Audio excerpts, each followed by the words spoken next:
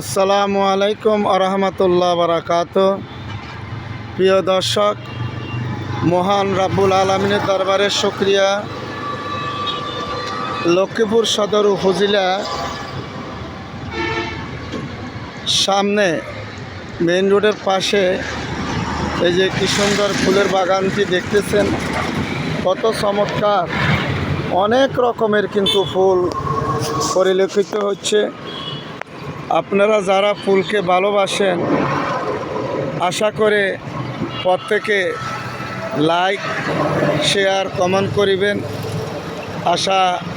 আশা প্রত্যাশা আপনাদের কাছে করি, দোয়া করবেন। এই যে সুন্দর ফুল দেখে ফুলকে যারা ভালোবাসেন অবশ্যই তারপরে দিয়ে